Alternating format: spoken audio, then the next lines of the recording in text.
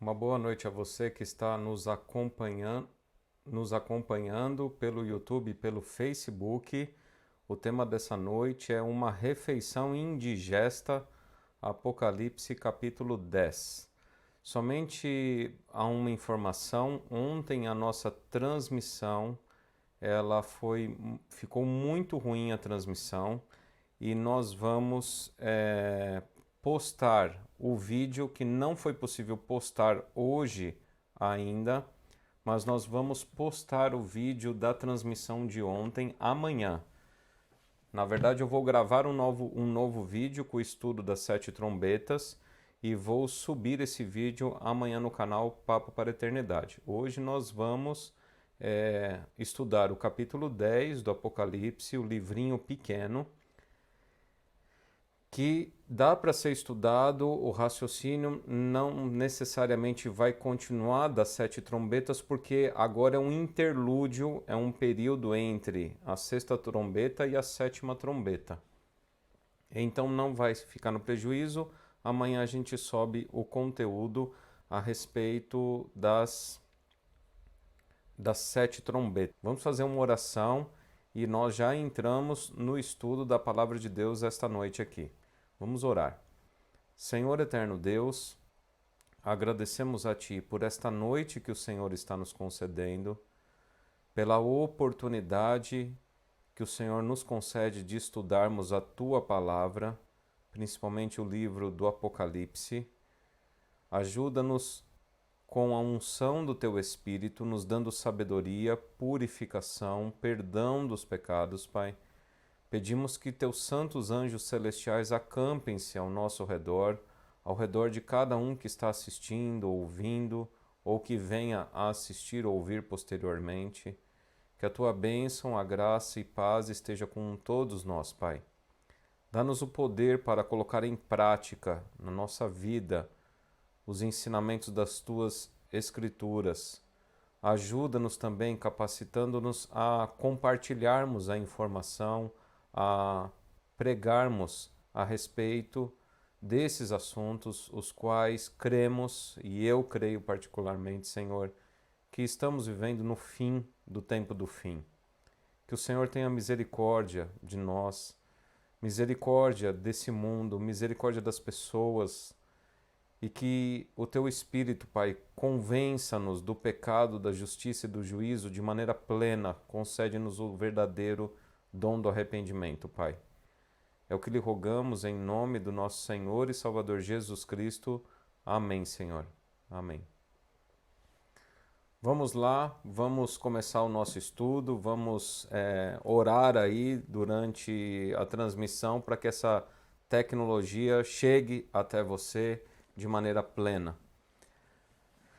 Nós vamos falar de Apocalipse capítulo 10, e o capítulo 10, assim como o capítulo 7, foi um interlúdio entre a 6ª e a 7ª trombeta, entre o 6º e o 7º selo. O capítulo 10 é um interlúdio entre a 6ª e a 7ª trombeta. Lembrando que tanto o 7º selo quanto a 7ª trombeta está diretamente ligada à volta de Jesus Cristo, ao fim. Então, o Apocalipse capítulo 7, ele vai vir em paralelo historicamente a Apocalipse capítulo 10, porque ambos estão aí no interlúdio do 6º para 7º selo e 6ª para 7ª trombeta. É necessário e fundamental para entendermos o capítulo 10 de Apocalipse, lermos o capítulo 12 de Daniel. Por quê? Porque o capítulo 12 de Daniel, na verdade, o capítulo 10, melhor dizendo, corrigindo a frase aqui, o capítulo 10 de Daniel é um Ctrl+C, Ctrl+V, um copia e cola do capítulo 12 de Daniel. Porém, o capítulo 10 do Apocalipse, ele está um pouco mais detalhado e com umas sutis mudanças, mas que são de profunda importância. E é o que nós vamos fazer essa noite.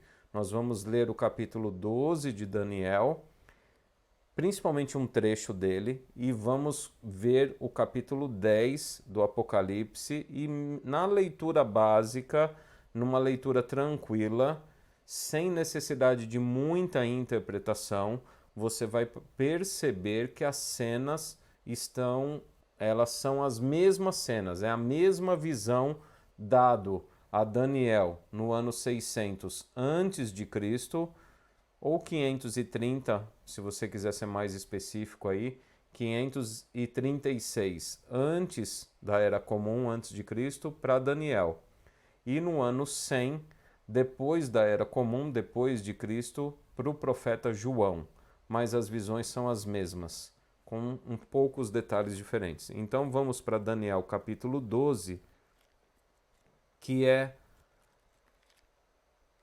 a visão original, vamos dizer assim. Então vamos pegá-la para nós entendermos um pouquinho. Como o nosso foco aqui de estudo nessa série que estamos fazendo é o livro de Apocalipse, eu não vou me deter muito na explicação do livro de Daniel. Portanto, eu já vou pegar a partir do verso 4 do capítulo 12. Só vou ler o verso 1, o início dele, para você perceber que é no tempo do fim aqui, tá? Nesse tempo se levantará Miguel, o grande príncipe, o defensor dos filhos do teu povo, e haverá tempo de angústia, qual nunca houve desde que houve nação até aquele tempo. Mas naquele tempo será salvo o teu povo, todo aquele que for achado inscrito no livro. Perceba a repetição aqui da palavra tempo. A palavra tempo, ela é muito importante dentro do livro de Daniel. Lembre-se lá que na profecia de Apocalipse, no capítulo 3, quando vai falar da igreja de Pérgamo, capítulo 2, né? Fala, dei tempo para eles se arrependerem, mas eles não quiseram se arrepender. No capítulo 12 de Daniel, fala o seguinte, a partir do verso 4. Tu, porém, Daniel, encerra as palavras e sela o livro, até o tempo do fim. Muitos o esquadrinharão e o saber se multiplicará. Então veja, o que começa a visão de Daniel no capítulo 12, já afirmando uma certa frustração para o profeta. O que o anjo está falando aqui? Olha, sela a visão, porque você não vai entender. Essa visão que você está recebendo, Daniel, é para o tempo do fim. Muitas pessoas vão esquadrinhar, pesquisar esse livro e o saber vai se multiplicar a partir do tempo do fim. Veja o verso 8 do capítulo 12 e o verso 9. Eu ouvi, verso 8 de Daniel 12. Eu ouvi, porém não entendi. Então eu disse, meu Senhor, qual será o fim destas coisas? No verso 9 diz, ele respondeu, vai, Daniel, porque estas palavras estão encerradas e seladas até o tempo do fim. Muitos serão purificados, embranquecidos e provados, mas os perversos procederão perversamente, e nenhum deles entenderá, mas os sábios entenderão. Depois do tempo em que o sacrifício diário for tirado e posta a abominação desoladora, haverá ainda 1290 dias. Bem-aventurado que espera e chega até 1335 dias. Tu, porém, segue o teu caminho até o tempo do fim, pois descansarás, e ao fim dos dias te levantarás para receber a tua herança. eu li Daniel capítulo 12, versos 8 até o 13, até o final. Então, o livro de Daniel, de certa maneira, ele termina para o profeta e para o povo daquele tempo, de certa maneira frustrante, porque as visões as quais o Daniel recebeu no ano foi do intervalo do ano 606 antes de Cristo até 536 antes de Cristo, durante 70 anos. Foi frustrante porque as visões as quais Daniel recebeu, ele não teve pleno entendimento. Já parou para pensar se Deus revelasse algo a você, o qual você não entendesse, e mesmo orando e buscando o eterno, pedindo sabedoria, a resposta que você receberia do eterno foi: vai, Daniel, porque estas palavras estão encerradas e seladas até o tempo do fim. Ou seja, está fechado, você não vai entender, não é para você, é para quem está lá no tempo do fim. Vai dormir, Daniel, descansa. Você vai dormir com os seus pais, você vai dormir com o teu povo, você vai falecer, vai dormir, descansar, mas essa profecia é para o fim. E qual é o ponto aqui? O ponto da profecia é quando a gente pega o miolo do capítulo 12, que está do verso 5 até o verso 7, que diz assim: Então eu, Daniel, olhei, e eis que estavam em pé outros dois, um de um lado do rio, o outro do outro lado. Um deles disse ao homem vestido de linho, e é muito importante esse detalhe aqui. Esse homem está vestido de linho, que estava sobre as águas do rio. Quando se cumprirão essas maravilhas? Ouvi o homem vestido de linho, que estava sobre as águas do rio, quando levantou a mão direita e a esquerda ao céu, e jurou, por aquele que vive eternamente, que isto seria depois de um tempo, 2 tempos e metade de um tempo, ou seja, 3 tempos e meio. E quando se acabar a destruição do poder do povo santo, estas coisas todas se cumprirão. Eu ouvi, porém não entendi. Então eu disse: Meu senhor, qual será o fim destas coisas? Ele respondeu: Vai, Daniel, porque estas palavras estão encerradas e seladas até o tempo do fim. Então, o que Daniel está vendo aqui? Qual é a visão que é apresentada a ele? Daniel olha para um rio e ele percebe que tem um ser ali, ser celestial, um outro ser celestial e um homem vestido de linho. Este homem recebe uma pergunta, este homem é Jesus Cristo, ele recebe uma pergunta falando assim: até quando que vai durar todas essas coisas?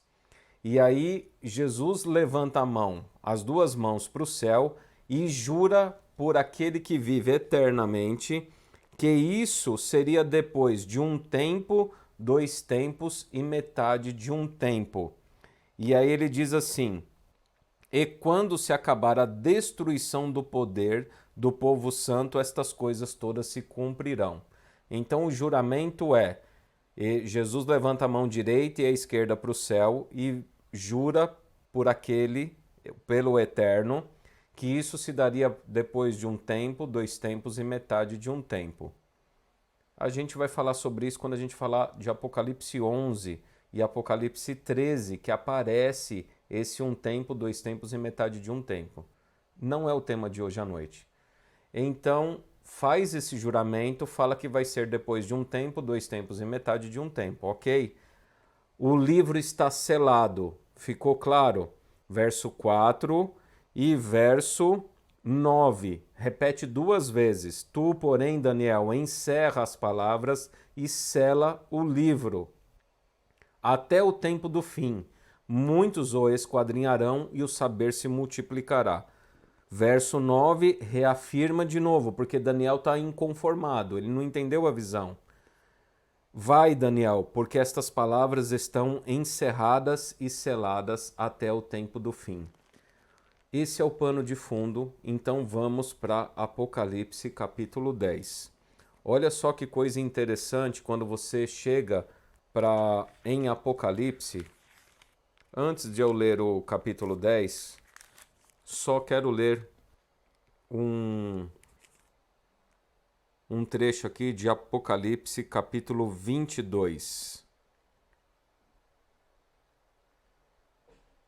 E diz assim, deixa eu ver aqui, porque não estava na minha cabeça para eu ler esse verso, mas veio à minha mente para ler.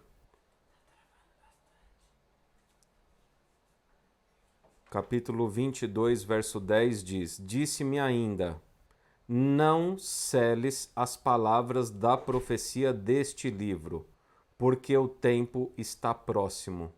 Percebeu? Apocalipse 22, verso 10, disse-me ainda, não seles as palavras da profecia deste livro, porque o tempo está próximo. O livro de Daniel foi selado para o tempo do fim. O livro de Apocalipse, a ordem foi o oposto. Não cele, porque o tempo está próximo. Daí você consegue entender que o livro de Apocalipse é um livro de Daniel melhor explicado com uma luz maior. Ou seja, Daniel tem a sua limitação de entendimento da profecia e Apocalipse tem uma iluminação, um entendimento maior a respeito dos mesmos períodos proféticos que nós estamos estudando desde o início da série, ok? Então vamos ver Apocalipse capítulo 10. Vi outro anjo forte descendo do céu, envolto em nuvem, com o arco-íris por cima de sua cabeça. O rosto era como o sol, e as pernas como colunas de fogo. E tinha na mão um livrinho aberto. Olha, ele tinha na mão um livrinho aberto. Pôs o pé direito sobre o mar e o esquerdo sobre a terra. E bradou em grande voz, como ruge um leão, e quando bradou, desferiram os 7 trovões as suas próprias vozes. Logo que falaram os 7 trovões, eu ia escrever, mas ouvi uma voz do céu dizendo: guarda em segredo as coisas que os 7 trovões falaram, e não as escreva. Então, o anjo que vi em pé sobre o mar e sobre a terra, note aqui as semelhanças, levantou a mão direita para o céu e jurou por aquele que vive pelos séculos dos séculos, o mesmo que criou o céu, a terra, o mar e tudo quanto neles existe. Já não haverá demora. Mas nos dias da voz do 7º anjo, quando ele estiver para tocar a trombeta, cumprir-se-á então o mistério de Deus, segundo ele anunciou aos seus servos, os profetas. A voz que ouvi, vinda do céu, estava de novo falando comigo e dizendo: vai, e toma o livro que se acha aberto na mão do anjo em pé sobre o mar e sobre a terra. Fui, pois, ao anjo, dizendo-lhe que me desse o livrinho. Ele então me falou: toma-o e devora-o. Certamente ele será amargo ao teu estômago, mas na tua boca doce como mel. Tomei o livrinho da mão do anjo e o devorei. E na minha boca era doce como mel, Quando, porém, o comi, o meu estômago ficou amargo. Então me disseram: é necessário que ainda profetizes a respeito de muitos povos, nações, línguas e reis. Vamos agora aqui à interpretação e aos detalhes. Você percebeu com a minha leitura aqui pausada, intencionalmente pausada, que a visão é a mesma. Tanto a visão de Daniel capítulo 12, quanto a visão de Apocalipse capítulo 10. Ainda que sob separação de tempos de mais de 600 anos de uma visão para outra. Só que na visão de Daniel, o livro está selado.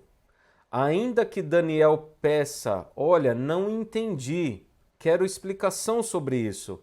A resposta que ele recebe é: vai Daniel, porque o livro está selado e isso é para o tempo do fim. Muitos o esquadrinharão e o saber se multiplicará.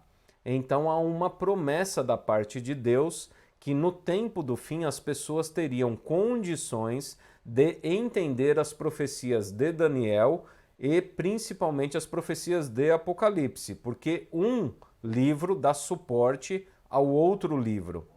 Como é que nós entendemos que esse livrinho que está na mão desse anjo, sendo que nós percebemos que esse anjo é o próprio Senhor Jesus, pela descrição que é feita, envolto em nuvem, verso 1 de Apocalipse 10, com um arco-íris por cima de sua cabeça, o rosto era como o sol, e as pernas como colunas de fogo, e tinha na mão um livrinho, e esse livrinho é o quê? Um livrinho aberto. Lembre-se que eu falei na introdução. Esse capítulo 10 é um interlúdio, ele está no meio da sexta trombeta e da sétima trombeta. O selamento final do povo de Deus, Apocalipse capítulo 7, também está no interlúdio entre o sexto selo e o sétimo selo. Logo, esse livrinho aberto não pode ser aquele livro que Jesus recebeu quando foi entronizado em Apocalipse 4 e Apocalipse 5, porque o livro estava selado com os 7 selos e o sétimo selo ainda não foi rompido por ocasião dessa visão. Então esse livrinho que este homem de linho, que é o próprio Messias, está recebendo, esse livrinho é um livrinho aberto. Logo, não pode ser aquele livro que tem os 7 selos, porque o sétimo selo ainda não foi rompido e o livro está fechado, escrito por dentro e por fora. Entendeu? Não pode ser o mesmo livro. Então, esse livrinho que está aberto na mão de Jesus é o livro das profecias de Daniel. Então, o que nós entendemos a partir desse momento cronológico? Nós aprendemos e entendemos e aceitamos que a partir do tempo do fim, ou seja, entre o sexto selo e a sexta trombeta, foi dado capacidade aos homens entender as profecias de Daniel, entender mais plenamente as profecias do Apocalipse e assim eles teriam capacidade de pregar esse evangelho. Por quê? Porque não vai ter mais demora. Verso 6. E jurou por aquele que vive pelos séculos dos séculos, o mesmo que criou o céu, a terra, o mar e tudo quanto neles existe. Já não haverá demora. Percebe? Enquanto Daniel, lá na visão, recebe a visão, vê que o juramento isso vai acontecer depois de um tempo, 2 tempos, em metade de um tempo, aqui a visão diz, já não vai haver mais demora. Enquanto o livro de Daniel está selado e é para o tempo do fim, o livro de Apocalipse não está selado porque o tempo já chegou, o tempo da pregação. Ok? Tá acompanhando aí? Então, quando João recebe essa visão, João vai se lembrar possivelmente, talvez não do livro de Daniel, mas do livro de Ezequiel. E aí eu recomendo você ler o capítulo 3 de Ezequiel. Um detalhe interessante é que tanto o profeta Ezequiel quanto o profeta Daniel foram profetas que viveram no mesmo período de tempo e foram profetas com o mesmo tipo de trabalho, ou seja, anunciar o juízo iminente de Deus contra os reinos do sul, o qual foram invadidos pelo rei Nabucodonosor no ano de 606 antes de Cristo. Percebe? Quando você lê lá em Ezequiel capítulo 1 e 2, Deus fala assim para Ezequiel: Ezequiel, pega essa visão e escreve num rolo. Pega esse rolo e come ele. E Ezequiel fala assim: olha, eu comi esse rolo e ele era muito doce na minha boca. Mas quando você vai ver a mensagem que Ezequiel tem para pregar, é uma mensagem extremamente amarga, porque é uma mensagem de juízo iminente a respeito da invasão de Nabucodonosor, que destruiu o templo de Salomão e levou o próprio Daniel, que era jovem, era um adolescente nessa época, levou cativo para a Babilônia. Você vê isso aí em Daniel capítulo 1. E João, quando ele pega esse livro, ele percebe que quando ele come esse livro, a semelhança do profeta Ezequiel, o livro é doce como mel na boca. Apocalipse capítulo 10, verso 9. Fui, pois, ao anjo, dizendo-lhe que me desse o livrinho. Ele então me falou: toma-o e devora-o. Certamente ele será amargo ao teu estômago, mas na tua boca doce como mel. Tomei o livrinho da mão do anjo, devorei, na minha boca era doce como mel, quando, porém, comi, o meu estômago ficou amargo. Então me disseram: é necessário que ainda profetizes a respeito de muitos povos, nações, línguas e reis.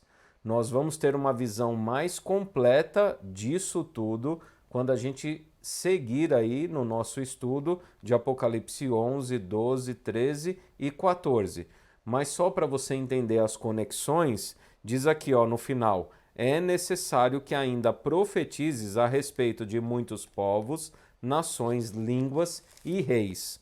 Quando você vai para Apocalipse 14, no verso 6 e 7, diz assim: vi outro anjo voando pelo meio do céu, tendo um evangelho eterno para pregar aos que se assentam sobre a terra e a cada nação e tribo e língua e povo, dizendo em grande voz: temei a Deus e dai-lhe glória, pois é chegada a hora do seu juízo, e adorai aquele que fez o céu e a terra e o mar e a fonte das águas.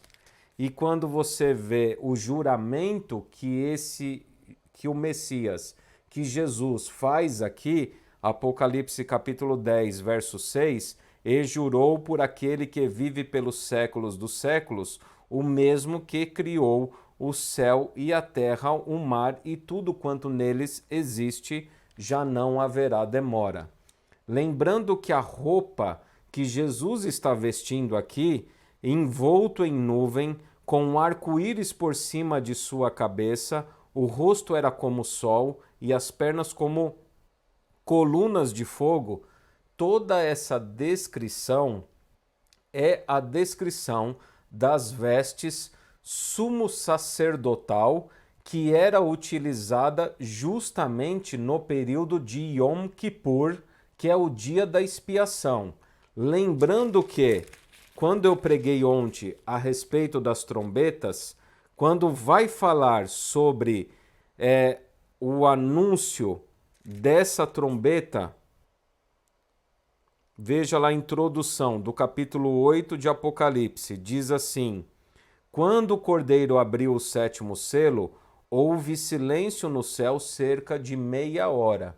Esse silêncio no céu cerca de meia hora já é um paralelo à cerimônia do Yom Kippur, porque quando o sumo sacerdote entrava no Santo dos Santos, toda a congregação de Israel ficava ao redor do templo em um momento de extrema preocupação e angústia, buscando verdadeiro arrependimento, verdadeira confissão de pecados, uma vez que esse sumo sacerdote, representando o povo, entraria diante do Eterno no Santo dos Santos, na Arca dos 10 Mandamentos, para apresentar, a ministrar o sangue do cordeiro que havia sido morto. Tudo isso é simbologia do trabalho de Cristo através da sua morte, intercessão e juízo final que ele executa, porque o juízo está na mão dele. Então há silêncio no céu, porque é um momento muito solene da história humana, que é o período da expiação do juízo final que cai sobre a terra. Então viu 7 anjos que se acham em pé diante de Deus e lhe foram dadas 7 trombetas. Como eu disse ontem, a festa que antecede ao Yom Kippur é a Rosh Hashanah, o Ano Novo Judaico. O Rosh Hashanah é um período de 10 dias onde toca-se trombetas a fim de que é conclamado o povo a um arrependimento, a um ajuntamento solene e santo, mostrando que o Yom Kippur está próximo. E aí vem aqui, veio outro anjo e ficou em pé junto do altar com um incensário de ouro, e foi-lhe dado muito incenso para oferecê-lo com as orações de todos os santos sobre o altar de ouro que se acha diante do trono. E na visão de Apocalipse 10, fala que esse homem vestido de linho, ele está envolto em nuvem. Envolto em nuvem, percebe? Muito incenso, muita fumaça, envolto em nuvem. A linguagem figurativa apocalíptica faz esse paralelo à cerimônia da expiação, do juízo final do Yom Kippur. E da mão do anjo, verso 4, Apocalipse 8, subiu a presença de Deus, a fumaça do incenso, com as orações dos santos. E o anjo tomou o incensário, encheu-o do fogo do altar e o atirou à terra. E houve trovões, vozes, relâmpagos e terremoto. Então os 7 anjos que tinham as 7 trombetas prepararam-se para tocar. Eu não comentei ontem, mas estou comentando hoje, que o verso 5, e o anjo tomou o incensário e encheu-o do fogo do altar e o atirou à terra. Você pode procurar e pesquisar uma cerimônia chamada cerimônia do Tamid. Ela é descrita no Mishnah e é muito famosa, era muito famosa, principalmente ainda nos dias do apóstolo João, ano 100 da nossa era. O que acontecia nessa cerimônia do Tamid? O sumo sacerdote, ele vinha em direção ao altar de holocausto, ele pegava uma pá, ele pegava brasas do altar de holocausto e entre o altar de holocausto e a entrada do santo, dos santos ali, do tabernáculo, ele pegava essas brasas e arremessava no chão essas brasas, junto com uma espada que possuía um estrondo, um barulho. Logicamente que a Mishnah, ela faz os seus exageros, dizendo que o estrondo da espada a ser jogada no chão do templo naquela época era tão forte que o som era ouvido a 27 quilômetros de distância. Veja, perceba os paralelos. Enquanto é jogado o chovel, a pá, no chão do tabernáculo, iniciando o período do Yom Kippur, as trombetas, o barulho da espada, da cerimônia do Tamid, as trombetas estão se preparando para tocar, chamando o povo ao arrependimento.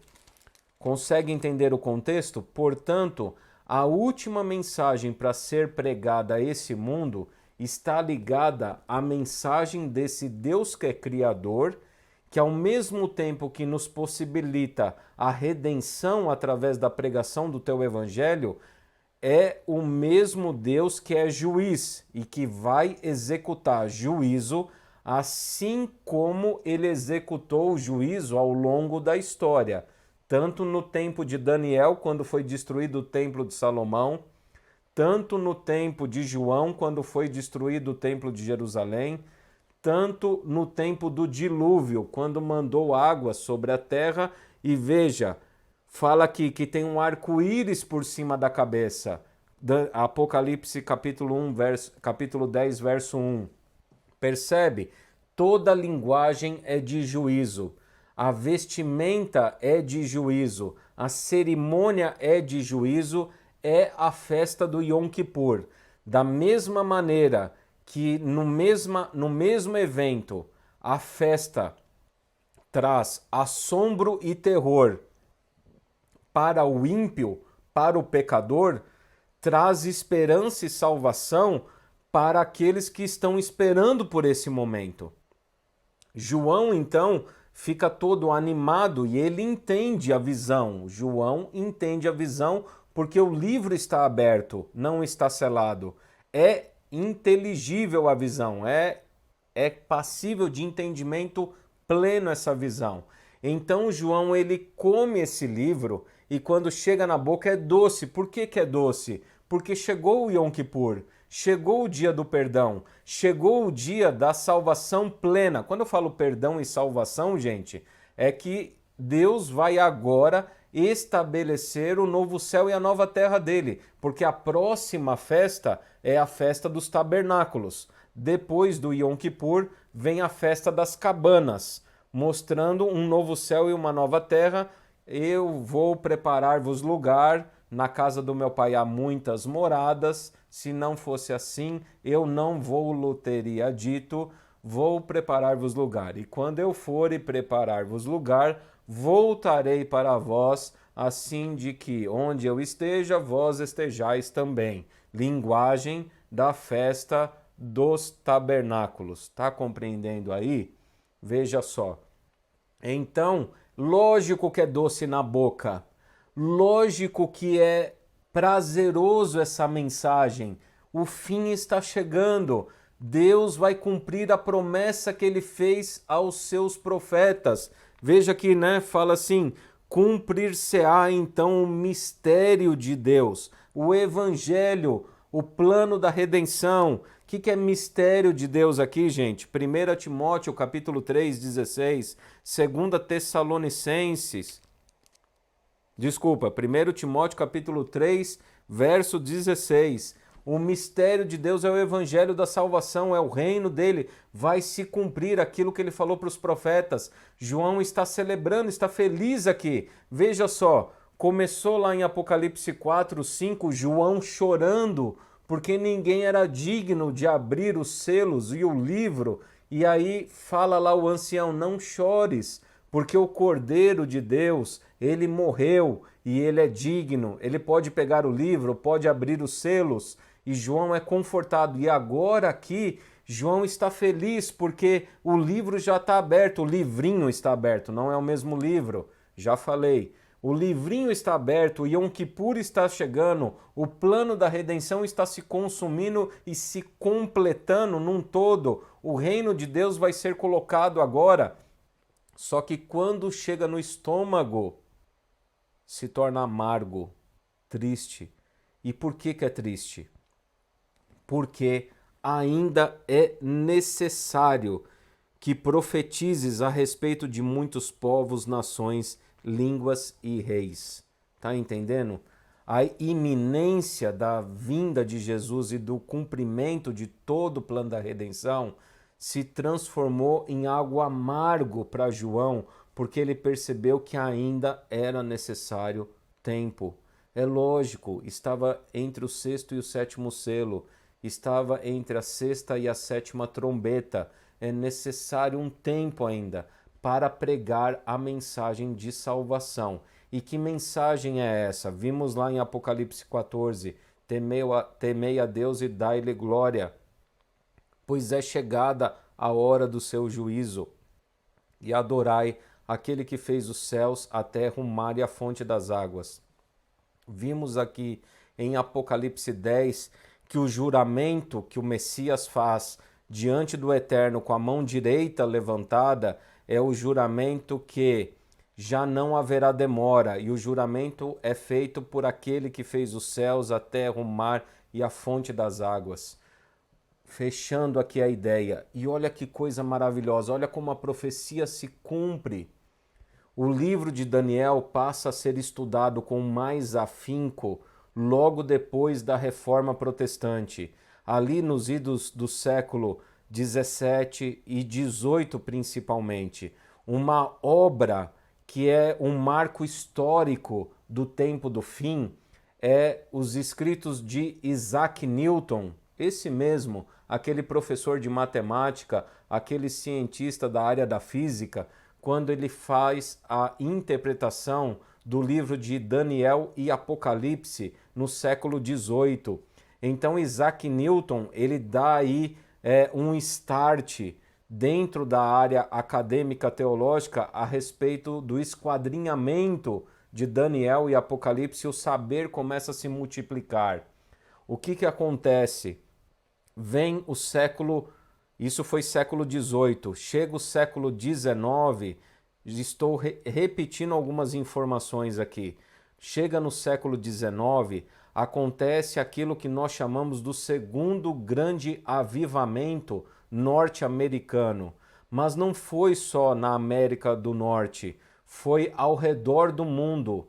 Mais de 70 lugares diferentes do mundo, pessoas começaram a pesquisar os livros proféticos e começaram a entender os livros proféticos.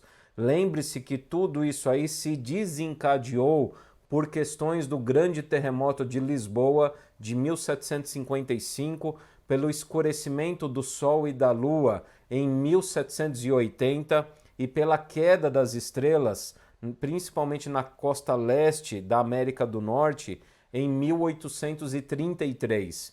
Quando as pessoas juntaram esses eventos na natureza, veja, as pessoas se despertaram a estudar as profecias e houve então uma multiplicação do saber a respeito de Daniel e Apocalipse. E fez então com que as pessoas começassem a sentir o doce do livro, começaram a se animar e começaram a falar que Jesus estava próximo a voltar. No mundo árabe, no mundo judaico também aconteceu isso. E os cálculos, tanto do mundo árabe, quanto do mundo judaico, quanto do mundo cristão, eles apontavam os cálculos proféticos para 1843, 1844, algo que muito grande iria acontecer, possivelmente a manifestação do Messias. Houve então um inflamar das emoções, as pessoas começaram a ficar agitadas, ficaram animadas, e você pode ler sobre isso aí. Então, o grande desapontamento de 1844, volto a dizer, não só na América do Norte, mas ao redor do mundo, não só dentro do mundo cristão, mas dentro das três religiões monoteístas aí, judaísmo, islamismo e cristianismo, houve um desapontamento geral. Se você parar para pensar, é justamente nessa época que também começa a surgir na área da filosofia e humanas, por exemplo, a mensagem marxista desse mundo igualitário, liberdade, igualdade, fraternidade na França, até no mundo filosófico, no mundo acadêmico, parece que esse espírito de um novo céu, de uma nova terra, logicamente guardadas suas devidas proporções, porque no mundo acadêmico se restringe a uma reconstrução aqui. Ainda que no mundo espiritual, nas religiões, eles também estavam esperando uma reconstrução aqui e agora. Então, esse espírito de esperança, essa mudança para algo novo que iria surgir, aonde todas as desavenças, todos os problemas, tudo aquilo que aconteceu na Idade Média, todo aquele período de trevas, de perseguição, de sangue derramado através das cruzadas, através dessas guerras que houveram ali na Idade Média, início da Idade Moderna, então agora eles vislumbram um horizonte. E o que acontece pós 1844? Uma decepção geral. Nada mudou. Nada mudou. Há uma decepção geral. Então, aquilo que era doce na boca transforma-se amargo no estômago. E aí vem uma mensagem aqui. É necessário que você profetize para todo povo, tribo, língua e nação. Tá entendendo aí? Olha, eu quero fazer assim, não um paralelo perfeito, porque eu não acredito num paralelo perfeito. Mas você lembra o que aconteceu lá pelos idos de agosto do ano passado, ou você já esqueceu? Que de repente, numa segunda-feira, escureceu São Paulo. Escureceu o Rio de Janeiro, Espírito Santo. Você lembra desse dia? Houve um repentino escurecimento. Ok.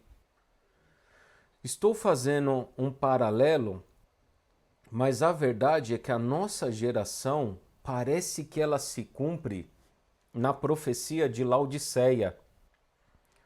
Estamos mornos.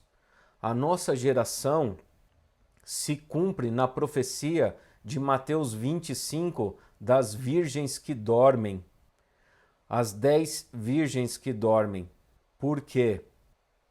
Porque os sinais, ainda que se repetem, não tanto na intensidade, mas vêm se repetindo, porque para pensar. Agosto do ano passado, há aquela escuridão estranha que surgiu aí. Alguns cientistas falaram que era a respeito de uma queimada que se deu lá na Bolívia e que se deu um pouco na Amazônia. Logo em seguida veio esse debate, essas acusações a respeito do fogo. E aí, logo na virada do ano, vem então essa questão das inundações, que foram chuvas jamais vistas dentro de 30 anos, pelo menos em São Paulo aqui e regiões do Rio de Janeiro, Espírito Santo. Logo em seguida, essas tempestades que caíram aqui, você vê essa questão da pandemia, da peste que se propaga durante o dia. Só que sabe o que é mais surpreso para mim?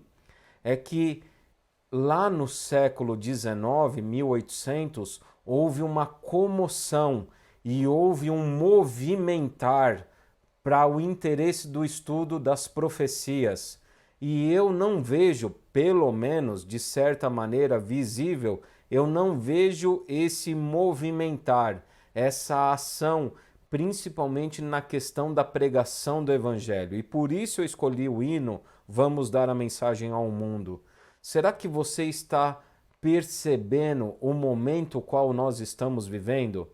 Será que você imaginava que nós estaríamos transmitindo um sermão, um estudo via internet e imaginaria que nesse domingo à noite, 3 de maio, nós seríamos impossibilitados de nos congregarmos?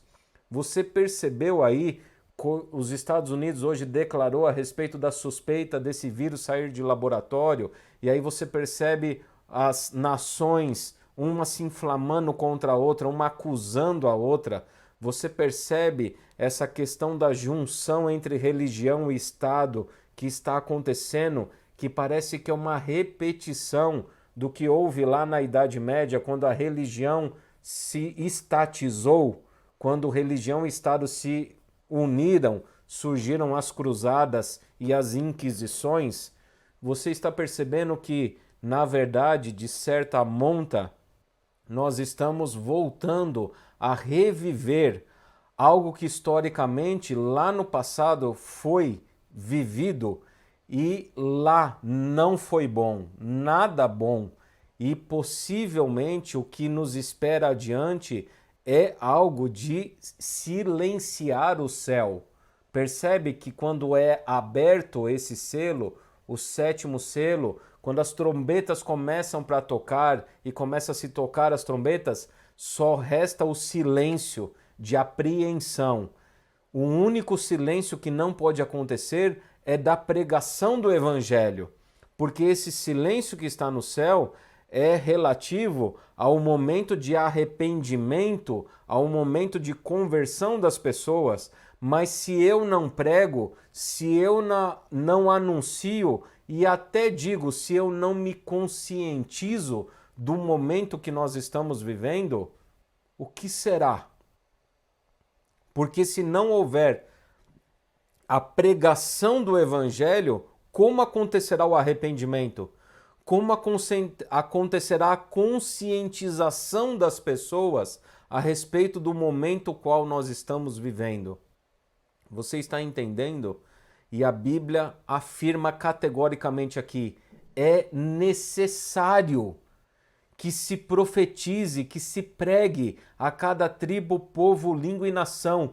Então, a volta de Jesus Cristo parece que está condicionado a um despertar de consciência, assim como houve um despertar da consciência no século XVIII e no XIX, a necessidade nesse momento que nós estamos vivendo, um despertar da consciência da necessidade dessa pregação do evangelho, consciente que o Yom Kippur vai ser finalizado.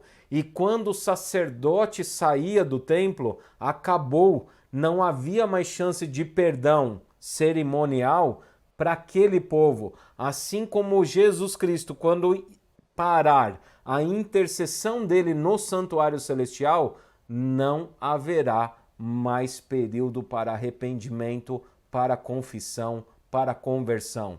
Você está ouvindo aí? Espero eu que você esteja ouvindo, porque eu creio que a transmissão falhou muito. Mas veja, volto a fazer o mesmo apelo que estou fazendo em outros vídeos, em outras lives.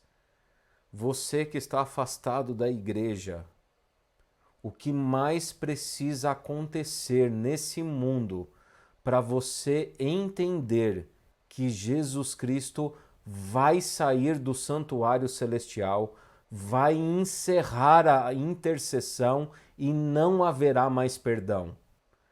Quanto tempo você vai precisar mais? Porque Apocalipse diz: já não haverá demora. Deus, na longanimidade dele, Deus, no caráter misericordioso dele, ainda nos concedeu em torno de 176 anos. Parece muito, mas pare para pensar. Em um plano da redenção, onde a primeira visão foi dada no ano 600 antes de Cristo, um pedacinho de 174 anos, 176 anos, não é demora, uma vez que a profecia é dada dentro de 700 anos e mais aí os 2.600 anos. Então esses 176 anos, pare para pensar, não é demora nenhuma dentro do plano da redenção. E quanto tempo mais você vai precisar? Você não percebe que está muito próximo e que Deus está à iminência de se manifestar, mas não como Salvador mais, mas como juiz de toda a terra, como Adonai Tsevaot, o Senhor dos exércitos, o qual vai colocar todos os inimigos debaixo dos seus pés. O evangelho eterno deve ser pregado. Veja que evangelho eterno. Adorai aquele que fez os céus, a terra, o mar e a fonte das águas. Nesse mesmo período do século XIX, começa-se a pregar a respeito do evolucionismo, começa-se a desprezar a característica criadora do eterno. Lógico, porque a mensagem final é uma mensagem de novo céu e de nova terra, de nova criação.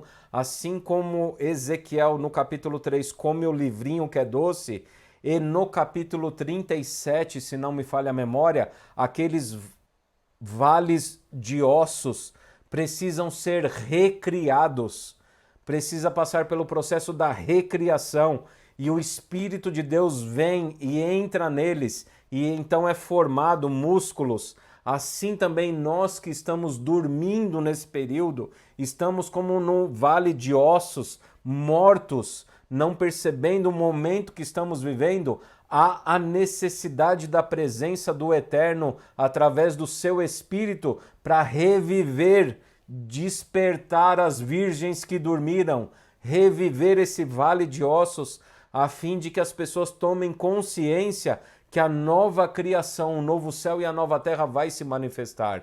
Figurativo do Yom Kippur, porque você pode pesquisar, a festa do Yom Kippur, ela tem em sua raiz a celebração do perdão, do arrependimento, confissão, perdão e a celebração de uma nova criação, um novo céu e uma nova terra, a era messiânica definitiva. Então o juízo está aí, patente aos meus olhos, o juízo está aí, patente aos seus olhos. E eu pergunto, o que mais precisa acontecer para você se arrepender, confessar os seus pecados, voltar os seus olhos ao Eterno, pedindo um novo coração, uma nova transformação? Você que não tomou a decisão de batizar-se, você que não tomou a decisão de se entregar totalmente a Jesus Cristo, o que mais você está esperando? Até quando você acha que Deus vai dar tempo, ainda que Ele fale já não haverá demora? Quanto tempo mais? Ele está chegando. Quantos céus precisam escurecer? Quantas queimadas precisam acontecer?